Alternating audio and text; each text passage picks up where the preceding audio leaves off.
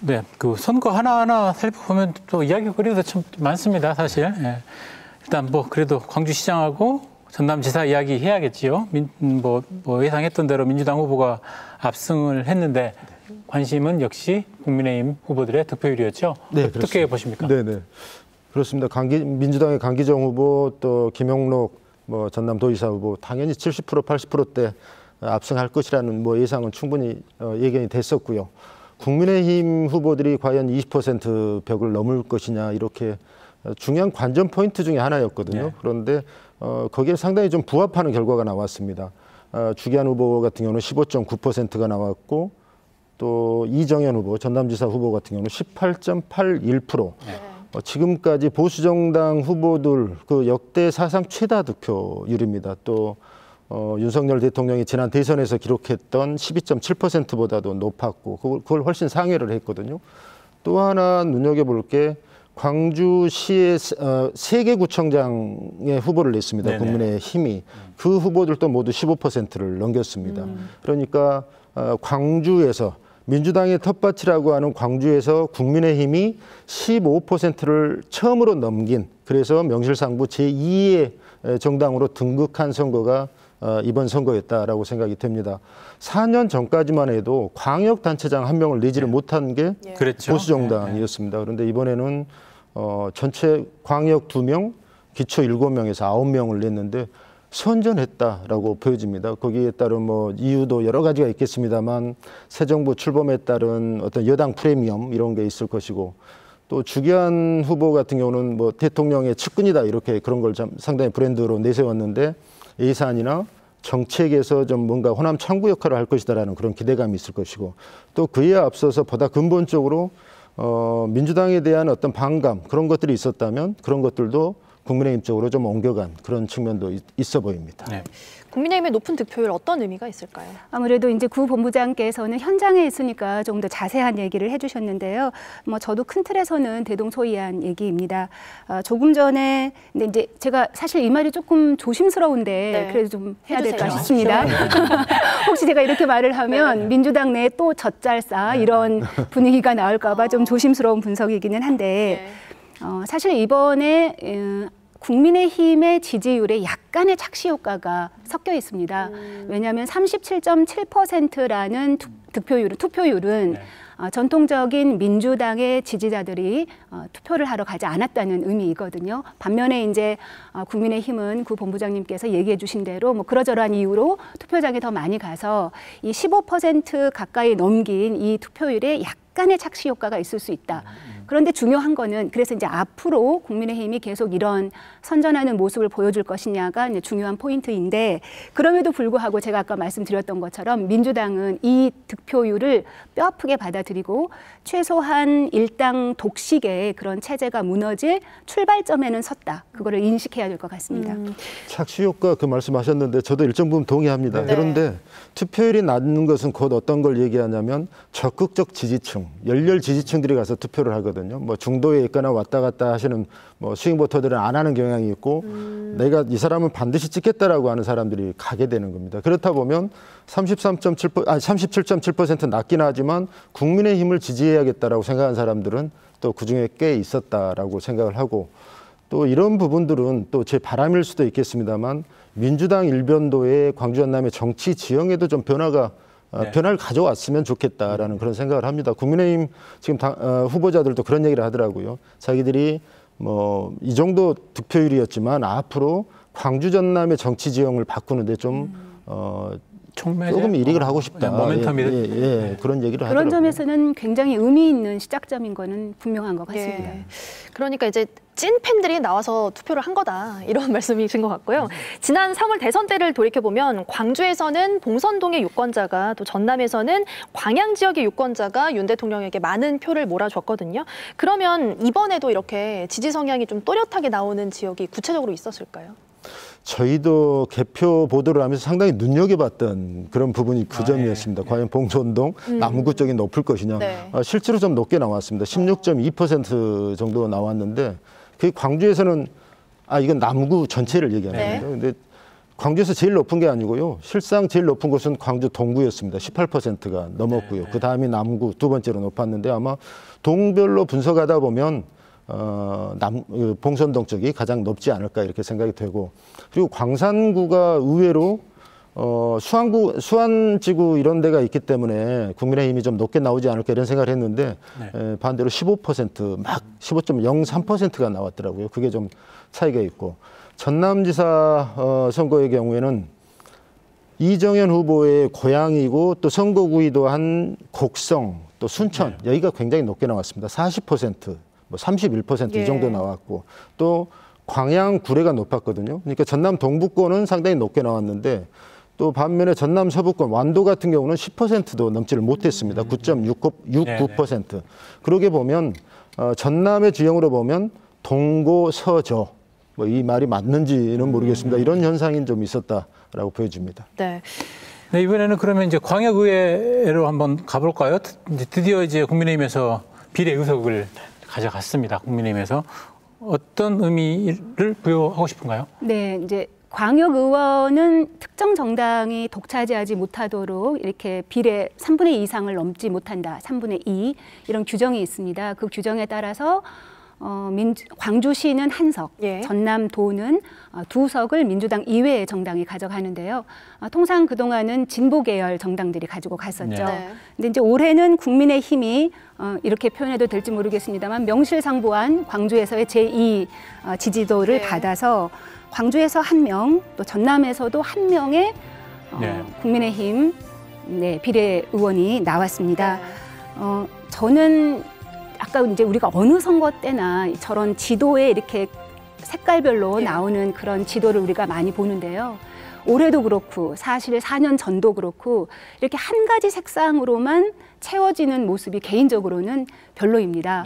결국 숫자적으로는 비슷하다 할지라도 이렇게 알록달록하게 여러 가지 색깔들이 있었으면 좋겠다. 무지개처럼 그런 생각을 많이 갖고 있어서 이번에 비례대표로 당선된 국민의힘의 의원들의 활약 기대해 보겠습니다. 그러게요. 광주시의회 비례대표 1명 그 배출한 것은 1995년 이후에 27년 만입니다. 그때 제1회 전국 동시 지방선거였는데 그때 조모 의원이 있었어요. 그 이후로 27년 만이니까 상당히 나는 의미가 있다라고 생각하고, 전남도 의회도 그동안에 간간히 있었지만 이번에 2석이 되냐, 이게 계산하는 법이 굉장히 복잡하더라고요. 그래서 결국은 국민의힘이 1석 그리고 정의당이 턱걸이에서 1석을 가져갔는데, 과거에 국민의힘 이 비례대표 의원, 보수정당 소속의 비례대표 의원들 보면 존재감을 높이기 위해서 상당히 의정활동을 잘한 그런 측면들도 있습니다. 민주당 일색이었기 때문에 더 돋보일 수도 있고, 이게 노력을 했고요. 지방의회가 지금 이렇게 민주당 일색으로 가고 일당 독점으로 가는 게 지역 정치 또 지방자치에 결코 도움이 되지를 않거든요. 뭐 민주당 일색이다 보니까 견제와 균형의 기능이 작동을 하지 않고 일부 어떤 이슈와 관련해서는 단체장이 거수기로 그런 전락하는 그런 경우도 있는데, 이번에 국민의힘이 제2당으로 올라섰고 또 비례대표 의원들을 각 1명씩을 배출했기 때문에 많은 역할을 좀 해줘야 된다. 그동안에 진보 계열의 뭐 정의당이나 진보당이나 그런 역할들을 많이 해왔었거든요. 앞으로 또 국민의힘과 진보 계열의 정당들 사이에 아마 제2당 자리를 놓고 많은 경쟁을 할 텐데, 그러면서 지방자치가 더 발전하고 의회가 좀 더 살아있는 의회가 되지 않을까 그런 기대를 한번 해봅니다. 저도 이제 기대 섞인 바람이라면 광주 전남에서 국민의힘이 조금 선전하고 활약을 하고, 그에 비례해서 대구 경북과 부산에서도 민주당이 또 선전하고 활약을 해서 궁극적으로 우리 풀뿌리 민주주의가 또 건강해지는 그런 생태계를 구축했으면 좋겠다. 뭐 그런 바람을 가져봅니다. 우리가 너무 이상적인 얘기입니다. 선거 끝났으니까요. 좀 아름답고 이렇게 기분 좋은 얘기도 좀 좋습니다. 저도 절대적으로 바라는 바입니다. 이번에는 기초의회 선거에서 좀 눈여겨볼 만한 변화가 있었을까라는 것도 궁금한데요. 본부장님 어떠신가요? 네, 저는 그렇습니다. 또 한 번 안타까운 그런 얘기 연장선에서 얘기하게 되는데요. 지방자치가 발전하려면 군소정당들이 많이 들어가서 활발한 의견 개진, 서로 뭐 치열한 뭐 경쟁을 하고 또 협치할 때나 협치하고 해서 발전을 하는데, 지금 구도 자체가 기초의회를 보면 군소정당이 진입할 수 없는 그런 구도입니다.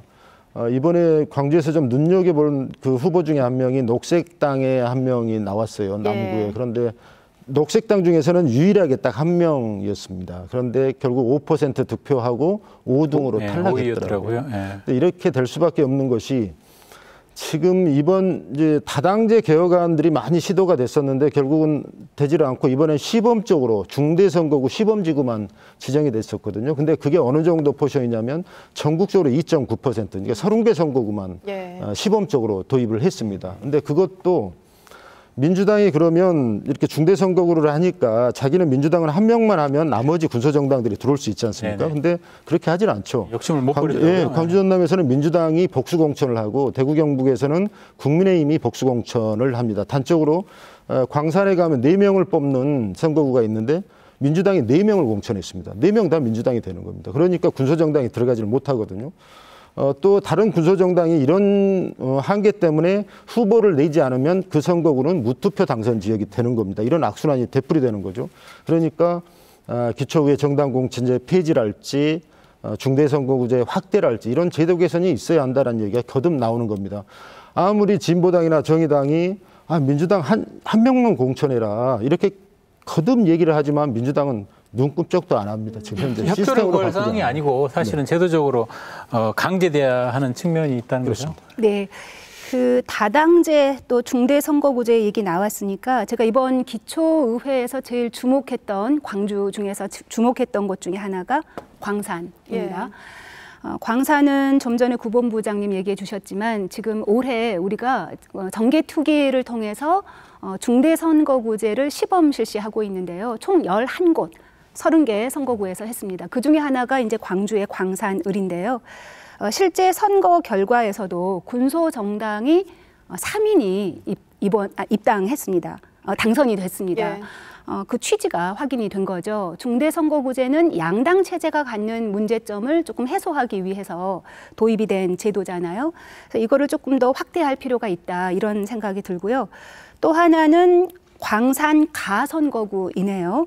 진보당의 국강현 후보라고 이름을 말을 해도 되는지 모르겠는데 민주당 일색인 광주에서 1위를 해서 그러니까 자력으로 당선이 된 후보입니다. 광산이 여러모로 이번 기초의회에서는 좀 주목할 만한 결과가 나와서 의정 활동으로는 어떻게 이어지는지 조금 더 지켜볼 일입니다. 상당히 반가운 당선자 중에 한 명이었죠, 사실은. 네. 그러면 이제는 또 경쟁이 가장 치열했던 선거 이야기해 볼까요? 기초단체장 선거 결과 이제 무소속과 민주당 후보 간의 맞대결로 굉장히 관심을 모았는데 7명 당선됐죠. 어떻습니까? 승패 가른 요인은 뭐라고 보시는지요? 우리 본부장님께서 이야기 좀 해주신다면요. 네. 지난 시간에 저희가 그 어느 정도나 될 것이냐 이거 한번 얘기한 적이 있어요. 그때 제가 적게는 한 5곳 정도 또 많으면 한 8곳 정도.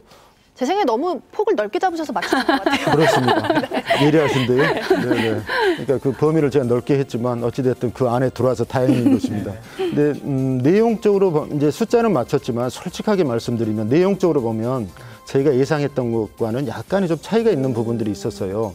예컨대 여론조사 그런 판세로 보면 나주나 장성 쪽이 상당히 현역 단체장들이 무소속으로 나왔기 때문에 강세를 보일 거다 했는데 결과적으로는 뒤집어졌죠. 민주당 후보들에게 졌죠.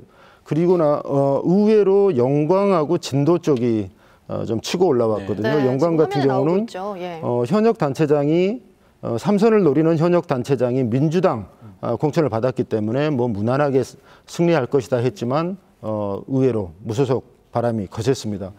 저는 전남의 22개 기초단체 가운데서 7곳이 됐으니까 이게 한 31.8% 정도 프로테지로는 되더라고요. 그런다면 이건 분명히 무소속의 돌풍이다 이렇게 보여지고 그 원인 말씀 여쭈셨는데 물론 이 후보 당선인들 자체가 전현직 단체장들이고 전직 국회의원도 있고 상당히 경쟁력 있는 후보들이 있는 건 사실입니다.